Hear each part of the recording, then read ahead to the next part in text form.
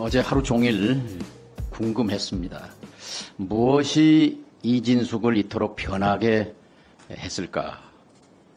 아끼고 사랑했던 후배 기자를 저토록 변질시킨 괴물의 실체는 무엇일까 궁금했습니다. 후보자는 어제 하루 종일 자정이 넘도록 표정 하나 바꾸지 않고 상대방에 대한 혐오, 노조에 대한 증오, 약자에 대한 조롱으로 일관했습니다. 후보자는 평기자였을 때 약소국 민중에 대한 연민을 표현하기도 했고, 그리고 정권의 방송장악 기도에 맞서서 MBC 노조를 지키기 위해서 맨 앞장에 서서 결기 있게 투쟁한 기자였습니다. 그러던 사람이 언제부턴가 180도 달라졌습니다. MBC 노조를 지키려고 단식 투쟁까지 불사했던 후보자가 돌연 노조를 비난하고 노조를 파괴하는 흉기로 돌변한 것입니다. 그 사유와 그 시기가 궁금했습니다. 언제부턴가? 돌이켜보니 14년 전 2010년 3월이 전환점이었습니다. 2010년 3월. 잘 아시겠죠? 이명박 정부가 낙하산으로 내려꽂은 김재철 사장이 당시 워싱턴 특파원에서 돌아와서 부장 보직도 못 받고 국제부에 근무하고 있던 이진숙 후보자를 홍보국장으로 전격 발탁하고 본부장으로 승진시키고 승승장구의 길을 걷게 했습니다. 그때부터 달라졌습니다. 김재철 씨와 한 팀이 돼서 후배 기자들 마이크를 빼앗고 PD들의 프로그램을 빼앗고 그리고 기자들을 해직시키고 그리고 노조를 파괴하는 그 선봉에서 눈부신 공을 세웠습니다. 그때부터 이진숙은 언론인이 아니었습니다. 그때부터 이진숙은 언론의 파괴자였습니다. 그 공로로 이어서 다른 기자들은 한 번 가기도 힘든 불가능한 워싱턴에 두 번째로 지사장으로 부임합니다. 그리고 보도본부장으로 또 영전합니다. 그러면서 드디어 MBC 들어와서 마지막 최고봉 서울 MBC 사장 자리에 도전합니다. 그러나 실패했습니다. 최초의 좌절입니다. 그리고 대전 MBC 사장으로 갑니다. 그리고 1년에 100번 넘게 서울 출장을 옵니다. 법카를 흥청망청 씁니다. 그 이유를 본인은 광고주를 만나서 광고를 따고 업체 협찬을 받으려고 영업활동한 것이라고 주장했습니다. 그런데 어젯밤 MBC 내부의 핵심 간부로부터 장문의 제보를 받았습니다. 후보자가 얘기한 것은 다 거짓이라고. 후보자가 광고주와 만나 광고를 땄다는 것 새빨간 거짓말이라고. 광고 딴 것 있으면 정문회에서 당당하게 얘기해보라고. 그리고 업체 협찬받은 것 3년간 2건 있었다고. 8.15 음악회, 코이카 무슨 전시회 등. 이 간부는 후보자가 서울에 와서 집중적으로 만난 사람들은 방송문화진흥회 이사장 이사들이었다고. 여권 이사 6명이었다고. 고영주 이사장, 김문환 이사장, 차기환 이사, 박천일 이사, 김광동 이사 잘 알 겁니다. 이분들은 MBC 주식 70%를 갖고 있는 박문진의 핵심 인사들로서 MBC의 감독권, 인사권을 갖고 있습니다. 이분들을 상대로 청탁, 로비를 한 것이 분명하다고 이 제보자는 말하고 있습니다. 그리고 그들과 함께 자주 갔던 서울 강남 청담동 오마카세 일식당도 얘기해 줬습니다. 이 사람들을 접대하면서 선물도 주고 그 이상의 것도 전달했다는 것을 이분은 얘기했습니다. 이 위원회는 수사권이 없습니다. 그러나 후보자의 행위가 법률을 위반한 것인지에 대해서 검토할 필요가 있습니다. 결국 후보자의 변신의 배경과 이유는 그 원동력은 결국 권력욕, 출세욕이었습니다. 인간은 누구나 출세욕과 권력욕이 있습니다. 명예욕이 있습니다. 하지만 절제와 금도가 있는 법입니다. 링컨 어록에 이런 말이 나옵니다. 한 인격을 시험해 보려면 권력을 주어봐라.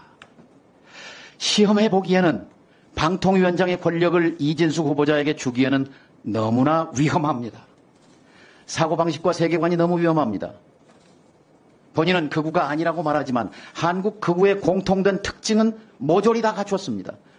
5.18을 폭도라고 폄하하는 글에 공감을 표시하고 세월호를 폄하하고 이태원 참사 기획서를 흘리고 상대방에 대해 딱지를 붙이고, 자, 1980년 한국 언론은 군부에 의해서 파괴됐습니다.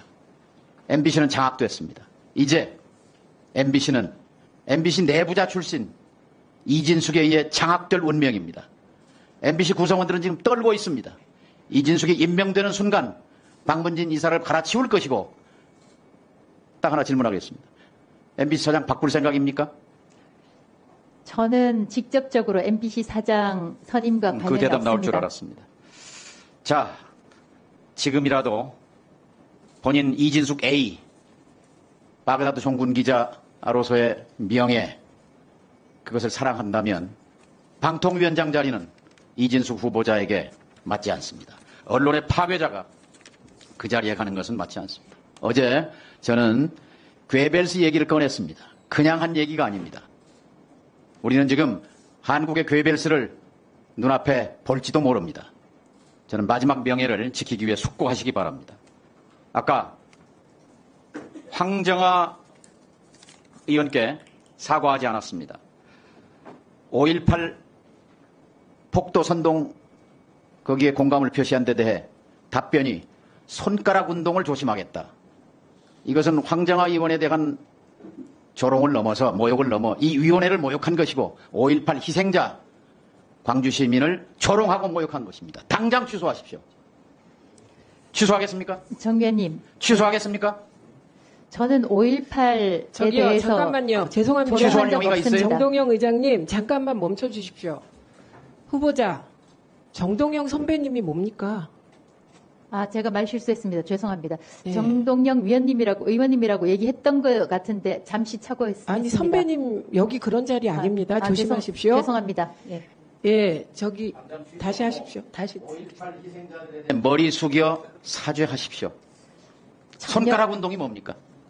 손가락 운동을 조심한다. 5.18 희생의 무게가 손가락 운동만큼의 무게입니까? 그 내용하고 좋아요 표시한 것하고는 전혀 아무리 상관없습니다. 강변해도 손가락 운동이라는 말에 공감할 국민은 없습니다. 그 용어에 대해서 사과드립니다. 취소하십시오. 취소하고 사과하십시오. 취소하고 사과드립니다. 또 하나, 이용마 기자의 죽음에 대해서, 억울한 죽음에 대해서 어제 김재철 씨가 사죄한다고 말했습니다. 입술로 사죄한 것이지만 그래도 다행이었습니다. 조문은 가지 않았습니다. 이용마 기자를 해고할 때 박성재, 최승호 6명의 기자 PD를 해고했습니다. 그때 김재철 씨와 한 팀이었습니다. 일말의 책임감을 느낀다면 이 자리에서 이용마 우리 후배 기자의 죽음에 대해 사죄하십시오. 정 의원님, 그 징계가 이용마 있었던 기자의 죽음에 대해 책임감을 느끼지 않습니까? 그렇게 연결시키는 것은 정말 그 부분에 대해서는 사죄할 생각이 죽음에 없습니까? 대해서는 안타깝게 생각하지만 안타까워요? 사람의 목숨이 이진숙 후보자가 후배 기자들, PD들을 해고하는데 한 팀이 돼서 선봉에 서서 하나에서 10까지 다 관여해놓고 안타깝다고? 사규에 의해서 징계가 이루어졌고 최승호 사장 때도 많은 김재철 사람이 씨는 어제 해고가 사죄한다고 됐습니다. 입술로라도 사죄했어요. 그런 생각도 없습니까? 죄송스럽지만 그 부분에 대해서는 인사위원회에서 이루어진 것이기 때문에 죄송합니다. 본인은 사죄할 생각이 없어요? 후배 죽음에 대해서 그렇기 때문에 안타깝게 생각합니다. 이진숙이 방통위원장이 되는 것은 나라의 비극입니다. 불행이 될 것입니다. 한국의 괴벨스를 우리는 앞으로 보게 될 것입니다.